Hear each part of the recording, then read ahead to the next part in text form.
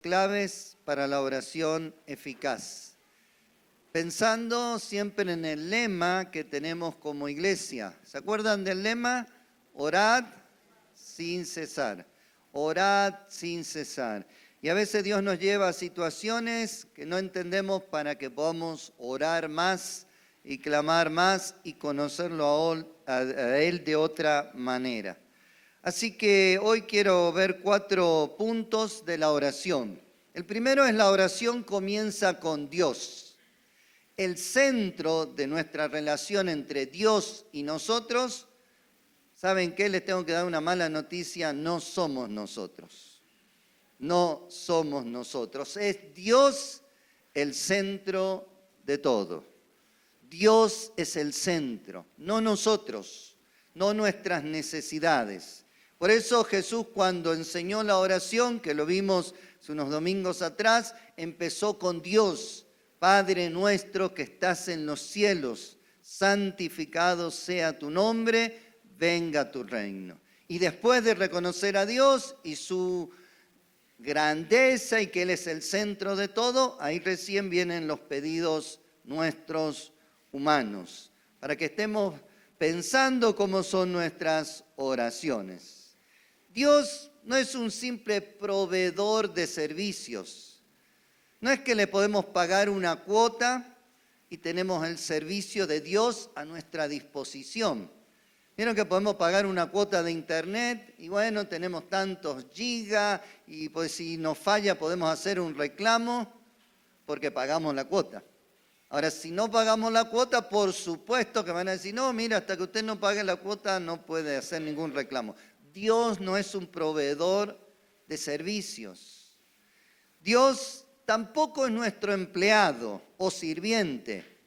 Algunos llegan a ver a Dios como alguien que tiene que estar a su disposición. Algunos llegan a ver a Dios como el genio de la lámpara. ¿Se acuerdan ese cuento viejo que frotaban la lámpara de Aladino? Salía el genio y decía, estoy aquí para darte lo que quieras, 3 deseos, pedí lo que quieras. Dios no es así. Dios no es nuestro empleado. Y Dios, también tengo que decirles, no está obligado a satisfacer nuestros caprichos. Dios no está obligado a satisfacer ninguno de nuestros caprichos. Lo decimos juntos, Dios no está obligado a satisfacer nuestros caprichos. En el caminar con Dios he encontrado personas que me dijeron, yo oré mucho por tal o cual tema y Dios no me respondió, por eso no oro más. Yo soy un convencido que Dios siempre responde. A veces sí, a veces un no y a veces un esperá. Pero Dios siempre nos va a responder porque Él tiene y quiere tener un trato con sus hijos. ¿Qué hijo que le habla a su padre no le va a responder? Lo que pasa es que no siempre nos dice sí a lo que estamos pidiendo. A veces nos dice un no y tenemos que aceptarlo y a veces nos dice, bueno, espera, vamos a esperar un tiempo. Pero para confirmar esto, que Dios no responde a nuestros caprichos, le invito a que busquen en Santiago 4:3. Yo voy a leer en Reina Valera contemporánea, pero no difiere mucho de la Reina Valera 60. Está hablando de la oración, por supuesto, y dice, y cuando piden algo, no lo reciben.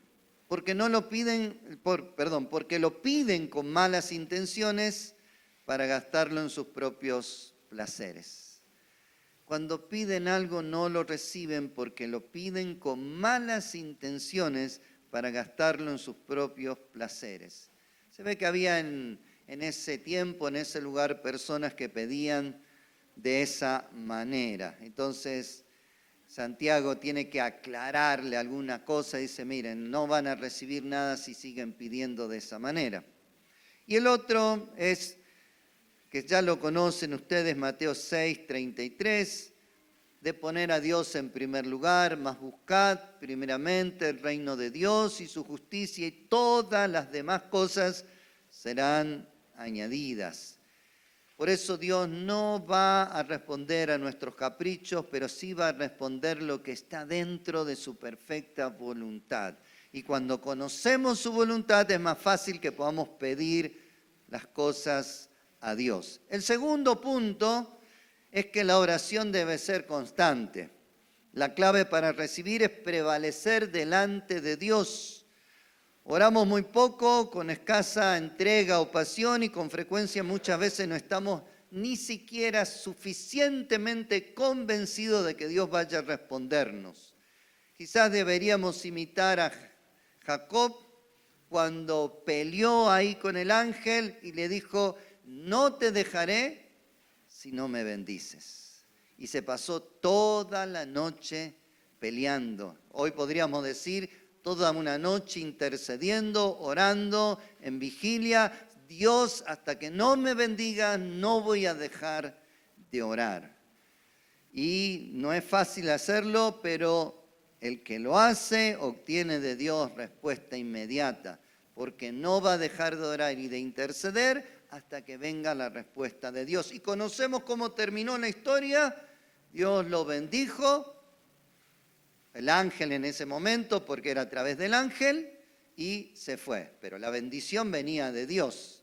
Dios lo mandó al ángel, ustedes conocen la historia, eso está en Génesis 32, si después ustedes lo quieren leer en su casa, lo puede leer. El punto 3 es que la oración debe hacerse con fe. Estamos hablando de esa oración intensa, ferviente, agonizante, que mientras más y más oramos, genera más fe. Y va subiendo el nivel al punto que se tiene la convicción de que hemos sido aceptados por Dios y que nuestras oraciones son escuchadas. Es cuando uno se levanta de las rodillas con la plena seguridad de que Dios nos escuchó y que la bendición viene en camino y que ya no hace falta seguir orando porque ya sería incredulidad. Por supuesto, el mejor ejemplo que tenemos es nuestro Señor Jesús. Quiero que podamos recordar ahí en Juan 11:41 que frente a la tumba de Lázaro, Él agradeció antes de que venga el milagro. Y dijo, Padre, te agradezco porque me has escuchado. Pero todavía no había sucedido nada.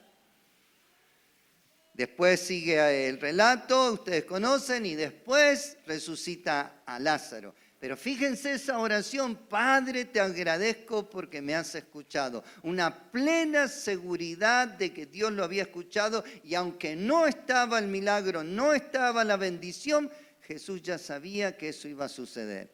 Y qué milagro, la resurrección de Lázaro. No era poca cosa, no era simplemente algo, era la resurrección de una persona que hacía varios días que estaba en la tumba. Padre, te agradezco porque me has escuchado. Quiero contar un pequeño testimonio. Fuimos a un campamento de familia. A nuestra iglesia en ese tiempo le tocaba estar en la cocina y preparar para todos el campamento, digamos, la comida. Y nuestra cocinera principal se enferma, mal, se va, dice no doy más, me voy a acostar con mucha fiebre, muy mal. Y va un niño de 2 años y 3 meses, le pone la mano y ora.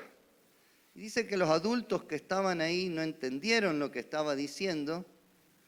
Yo tampoco, no estábamos, yo ni Miriam estaba, pero ese niño estaba llorando. Y termina de orar y le dice, ya está sana. Y la mujer se miró, la hermana, y dice, sí, no me duele nada, ya no tengo más fiebre. Se levantó y se fue a cocinar. Y en todo el campamento no se enfermó más. Ese niño está hoy acá entre nosotros. La fe, orar con fe. Si pedimos, tenemos que creer que algo viene. No puede ser que le pida algo a Dios sin esperar nada. Orar con fe. Jesús le dijo a Tomás en Juan 20, 29, Tomás, has creído porque has visto.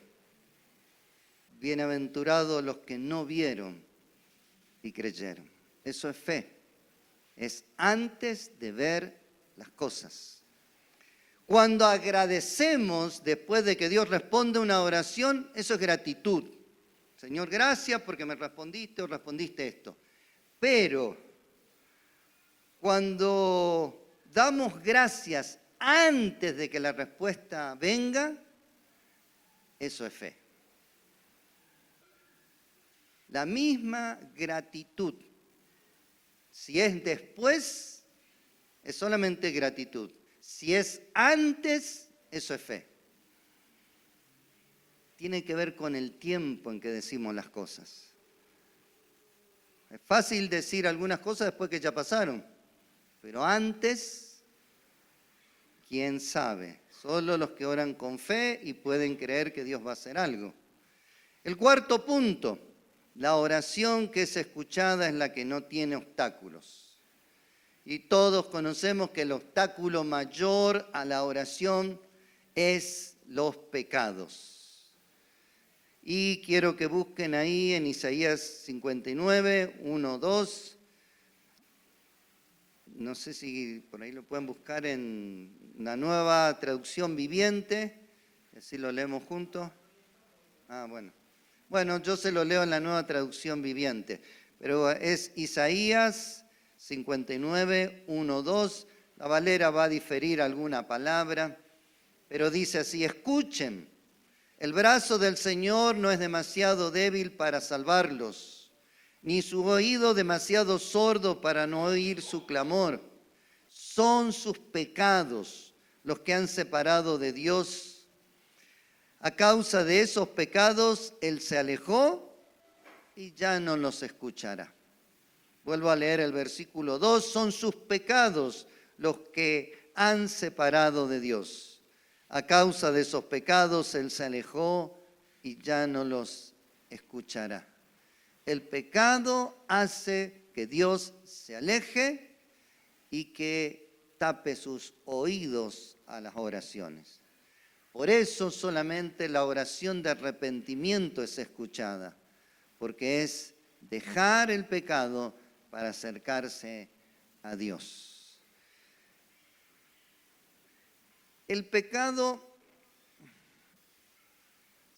les quiero hacer un ejemplo. Si esto fuera Dios, ¿no? Estoy un ejemplo, y esta es una persona, Dios nunca rechaza a nadie. Lo que rechaza a Dios y aleja es el pecado.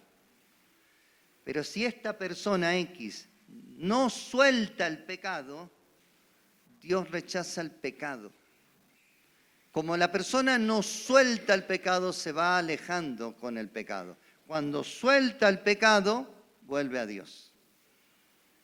Por eso la oración de arrepentimiento es tan importante, porque es soltar ese pecado y decir, no quiero saber nada con este pecado, me quiero acercar a Dios, me arrepiento, cambio y me vuelvo a Dios. Dios no rechaza a nadie, pero sí va a rechazar el pecado por siempre. El pecado no puede estar cerca de Dios. ¿Por qué? Porque la esencia de Dios es santidad. Santo, santo, santo. No puede esa santidad convivir con el pecado. El pecado se empieza a alejar de Dios. Y el que se aferra a un pecado se aleja con el pecado. El día que suelta ese pecado, vuelve a Dios sin ningún problema. Por eso tenemos que combatir continuamente los pecados. Ahora, hay varios pecados. Yo no voy a entrar muy profundo en esto, pero sí algunas cositas. Están los pecados por comisión. Los pecados por comisión son aquellas acciones que realizamos que van en contra de los mandamientos de Dios. Y se diferencian de otros pecados que son los pecados por omisión.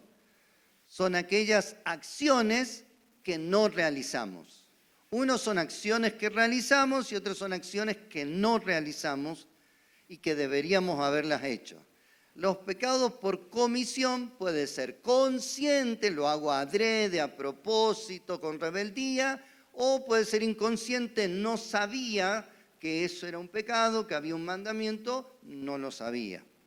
Por ejemplo, los pecados por comisión son robo, mentira, envidia, lujuria, ira, violencia. Esos son los más visibles. Pero también hay pecados por comisión muy destructivos, extremadamente destructivos, que no son visibles, como el orgullo y la rebeldía. Es muy difícil ver el orgullo del corazón o la rebeldía del corazón. Pero esos pecados son tan destructivos que ustedes se acordarán que había en el cielo un ángel muy hermoso, con muchos dones, que se llamaba Lucifer, estaba en la adoración celestial, dice que estaba lleno de dones y de cosas, pero un día entró el orgullo, quiso ser igual a Dios, entró la rebeldía, juntó un grupo y se rebeló contra Dios. Ustedes conocen la historia de Satanás, ¿no es cierto? Los pecados de orgullo y de rebeldía son los más peligrosos y los más dañinos. Fue tal el punto que Dios tuvo que echarlo del cielo a Satanás. Dijo, no, ya con eso acá en el cielo no. Y hoy es el enemigo de Dios, pero también el enemigo del pueblo de Dios y de los que seguimos sus palabras. Habría muchos más pecados que nombra la Biblia por comisión, pero usted lee la Biblia, así que va a ir conociendo esos pecados. Lo podemos afirmar y decir que los pecados por comisión son las cosas que hacemos que van en contra de los mandamientos de Dios. Las cosas que hacemos que van en contra de los mandamientos de Dios son pecados por comisión. Están los pecados que son por omisión. Es la falta de acción cuando se tiene el deber moral y espiritual de hacer algo. Es decir, el pecado por no hacer el bien que deberíamos haber hecho. Lo decimos juntos, los pecados por omisión son los pecados por no hacer lo que deberíamos haber hecho. En general, cuando alguien entra al camino de Dios, se convierte, la mayoría de sus pecados son por comisión. Va dejando esas cosas, por ejemplo, robaba, deja de robar, mentía, deja de mentir, son por comisión. Pero cuando una persona ya pasó tiempo en el camino de Dios, conociendo las cosas de Dios, los pecados son por omisión. Es decir, el pecado de no hacer el bien que tendríamos que haber hecho. Fíjense un versículo, Santiago 4:17, lo vamos a leer en Reina Valera y después Nacho lo va a poner en Dios habla hoy y Nueva Traducción Viviente. Pero ya en Reina Valera está muy claro. El que sabe hacer lo bueno y no lo hace, como dice su Biblia, le es pecado. El que sabe hacer lo bueno y no lo hace, le es pecado. En Dios habla hoy, lo tienen ahí. El que sabe hacer el bien y no lo hace, comete pecado. Y en la Nueva Traducción Viviente, recuerden que es pecado saber lo que se debe hacer y luego no hacerlo. Recuerden que es pecado saber lo que se debe hacer y luego no hacerlo. Por eso es que la Biblia afirma que todos somos pecadores. Algunos por comisión y otros por omisión pecamos. Y tenemos que ir a Dios y buscar de Él el perdón y cambiar cuando nos damos cuenta de que estamos en algún pecado. Por eso le digo que normalmente los creyentes nuevos tienen pecados por comisión. Y ya los que somos creyentes más viejitos, en el camino de Dios, tenemos pecados por omisión. Tenemos que preguntarle, Señor, ¿tuve que haber ayudado? ¿Tuve que haber hecho esto? ¿Tuve que haber hablado? Por ejemplo,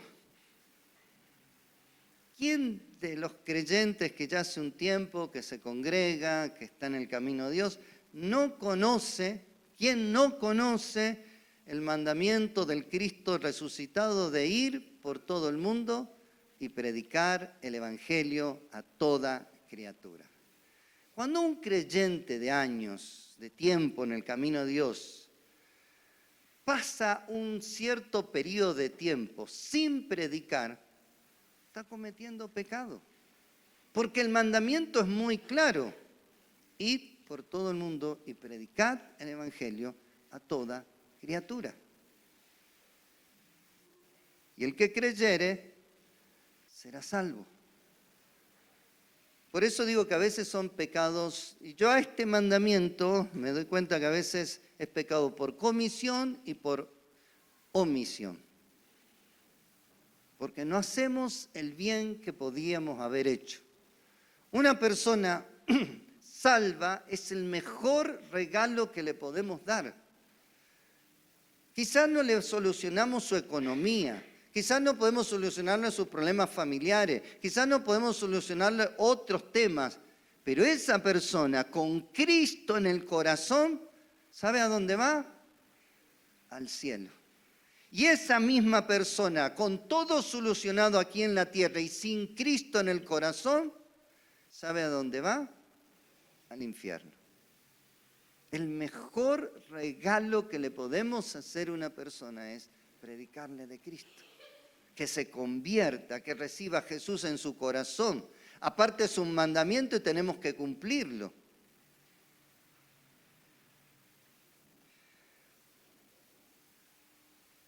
Para mí es como un pecado doble cuando no se cumple. Apenas tengamos oportunidad, prediquemos el Evangelio. Quiero contar un pequeño testimonio propio. Cuando era joven, nuestra iglesia todos los sábados salíamos a predicar a la plaza. Estábamos así como acá, cerca de una plaza, entonces íbamos a predicar. Y había en el grupo de jóvenes, como era un grupo grande, tenía su propio ministerio de evangelismo. Y cada tanto se salía a predicar a las obras de extensión. Y yo predicaba, pero nadie se convertía. Entonces me puse muy mal. Y al mes, más o menos, íbamos a ir a una obra de extensión que era en un pueblo de Buenos Aires y que había una zona de campo más rural y una zona más de pueblo. Y yo oré todo ese tiempo. Dije, Señor, uno aunque sea que se convierta. No puede ser, Señor, predicamos y no se convierte nadie. Hubo tiempos muy duros en la Argentina. Yo no sé si ustedes se acuerdan, donde hubo tiempos que la gente te rechazaba. Vos decías era evangélico y era parece que te decía, hoy tengo alguien que tiene lepra. No te querían ni ver en las escuelas. Ahí va el evangélico y decían un montón de cosas. Hoy está más aceptado. Y oré y le dije, Señor, dame uno que se convierta. Entonces nuestro líder dice, vayan de a dos, y me dijo al que estaba conmigo, me dice, ustedes van para allá. Era campo. ¿Y a quién le vamos a predicar en el campo? Y yo ya me iba cabizbajo, y que oré todo el tiempo, no hay nadie, así que me voy a volver sin ningún fruto. Y había una tranquera, golpeamos, sale una señora del fondo y le dijimos, bueno, nosotros somos de la iglesia, estamos predicando el Evangelio. Ah, sí, dice, yo hace mucho que escucho la radio y no sabía con quién entregar mi vida a Jesús. ¿Usted quiere? Pero sí, yo quiero entregar mi vida. No nos dejó hablar. Dice, yo tengo un enfermo que estoy cuidando y no puedo, quiero entregar mi vida a Jesús. ¿Usted va a hacer la oración? Sí, ¿qué oración? Bueno, repita, hizo la oración. para mí, completo. Ahí ya me fui tranquilo, ya no sé si otro se convirtió, si no. Pero hermano, no puede ser que pase tiempo sin que prediquemos el Evangelio y que alguien se convierta. Estamos reteniendo lo más valioso que tenemos y estamos incumpliendo un mandamiento clarito. Id por todo el mundo y predicad el Evangelio. Tengamos oportunidad y si no tenemos oportunidad, inventemos una oportunidad y busquemos la manera de predicar. Hay hermanos que lo hacen, no tienen problema con este mandamiento ni con este pecado, pero hay otros que han dejado tiempo de hacerlo. Es para que lo pensemos. Un día predicando algo similar a esto, se me acerca un misionero, entre comillas, que estaba ahí, y me dijo, pastor, yo evangelizo a mucha gente todos los días. Bueno, dije, ¿sabe qué? Copio y pego todos los días en mi Face y en mi WhatsApp un montón de versículos. Ah, le digo, ¿y cuántos se convirtieron? Ah, no, eso yo no sé. Eso es cuestión de Dios. Copiaba y pegaba, ni leía lo que él mismo copiaba y pegaba en su Facebook, en su WhatsApp. Cuando hablo de predicar el Evangelio es cara a cara. Dar la cara y decir, mira, quiero decirte que Jesús te ama, tiene un plan para tu vida, quiero decirte que Él puede perdonar todos los pecados, acércate a Él. No, yo no quiero. Bueno, seguimos con otro, pero no nos detenemos porque uno u otro no nos quiera escuchar. Amén.